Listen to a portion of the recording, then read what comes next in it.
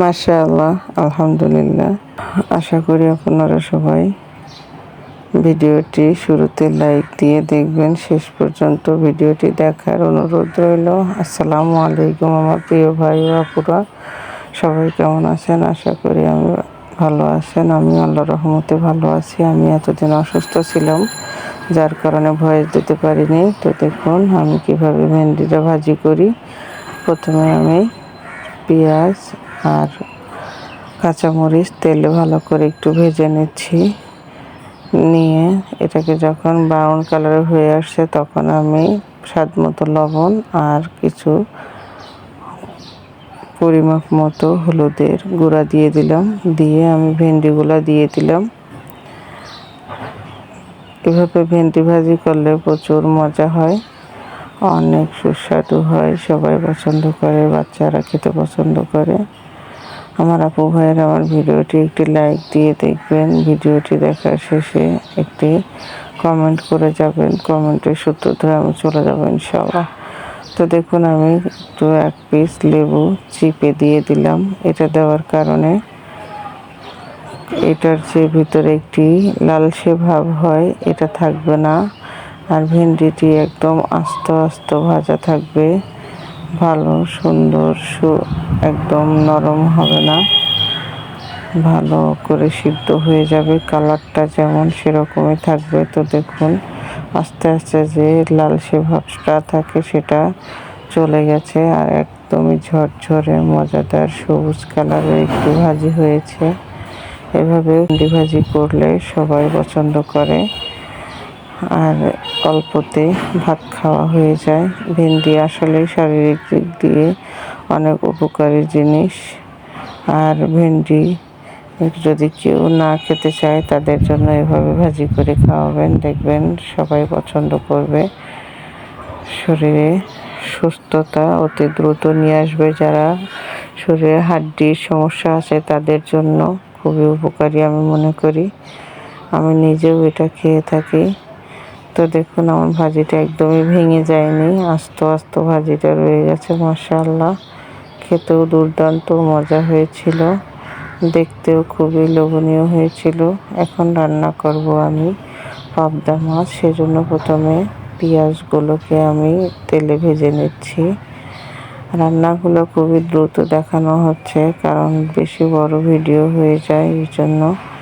তো দেখুন আমি এখন দিয়ে দিলাম রসুন বাটা। যখন একটু পেঁয়াজটা লাল হয়ে আসছিল তখন রসুন বাটাটাকে আমি আগে দিয়ে কতটুকু ভেজে নিয়েছি তেলে। এখন দিয়ে দিলাম স্বাদ মতো লবণ, হলুদের গুঁড়ো পরিমাপ মতো, আর মরিচের গুঁড়ো, জিরা, ধনিয়া একসাথে গুঁড়ো করা। এগুলোকে আমি ভালো করে তেলের উপরেই দিয়ে দিলাম, কালারটা সুন্দর হবে। এখন দিয়ে দিলাম অল্প পরিমাপ একটু ঝোল মশলাটা কষানোর জন্য। আর মশলাটা যত ভালোভাবে কষানো হবে খেতেও ততটাই মজা হবে। তো দেখুন আমার মশলাটা কত সুন্দরভাবে কষানো হয়েছে, উপরে তেলটা চলে আসছে। পর্যায়ে আমার ভিডিওটি ভালো লেগে থাকলে আমার আপু ভাইয়েরা অবশ্যই আমার চ্যানেলটিকে সাবস্ক্রাইব করবেন, পাশে থাকবেন, বেশি বেশি সাপোর্ট করবেন। আপনাদের সাপোর্ট, আপনাদের একটি কমেন্ট, লাইক আমাকে কাজের অনুপ্রাণিত করে। আপনাদের জন্য আমার জন্য আপনাদের জন্য আমি বেশি বেশি শুভকামনা জানাই। যারা আমার চ্যানেলটিকে সাবস্ক্রাইব করেছেন বা আমার ভিডিওটি দেখেন তাদের প্রতি অনেক অনেক বেশি কৃতজ্ঞতা প্রকাশ করছি।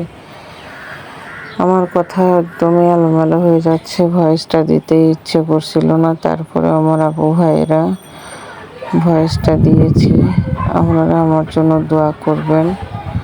সামনে কোরবানির ঈদ, যেন আল্লাহ তাআলা আমাকে সুস্থতা দান করে। অনেক খারাপ যাচ্ছে, শরীরটা ভালোই যাচ্ছে না, এই জন্য আপনারা সবাই আমার জন্য দোয়া করবেন, আমার ছেলে মেয়েদের জন্য দোয়া করবেন। আপনাদের সবার ঈদ যাত্রা জানি খুব ভালোভাবে হয়, সবার জন্য দোয়া রইল।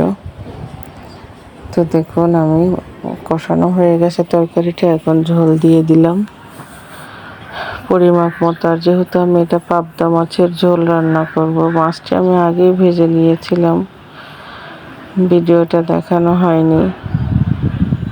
আসলে অসুস্থতার কারণে খুব ভালোভাবে একটি ভিডিও দিতে চাচ্ছিলাম না, তারপরেও দিচ্ছি। তো আমি মাছটিকে দিয়ে দিলাম।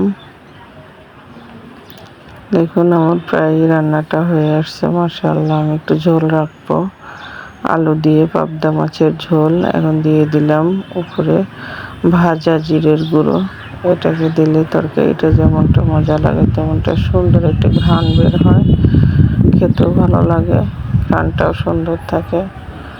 তো আমার হয়ে গেছে রান্নাটা মোটামুটি। আর আমরা যতই অসুস্থ হই না কেন নিজের রান্না নিজেকেই করে খেতে হয়, যার কারণে একটু কষ্ট করে হলেও ভিডিওটা বানাচ্ছি, না হলে তো বানানোই হতো না। তো দেখুন মাশাআল্লাহ আমার রান্নাটা হয়ে গেছে। সবাই আমার জন্য দোয়া করবেন, আমিও আপনাদের জন্য দোয়া করি, আমাকে যেন আল্লাহ তাআলা সুস্থতা দান করে। সবাই সবসময় যে যেখানেই থাকেন ভালো থাকবেন, সুস্থ থাকবেন, পরিবারের সবাইকে নিয়ে ভালোভাবে সবার ঈদ কাটুক এই কামনাই করি। তো দেখুন মাশাআল্লাহ আমার রান্নাটা হয়ে গেছে। আর যেহেতু আমার ছেলেমেয়েরা সবাই বাসায় চলে আসছে, তার জন্য দোয়া করবেন ছেলেমেয়েদেরকে যেন আমি নিজে রান্না করে খাওয়াতে পারি, পরিবারের সবাইকে রাখতে পারি ভালোভাবে দেখে শুনে। সবাই ভালো থাকবেন, সুস্থ থাকবেন। আল্লাহ হাফেজ।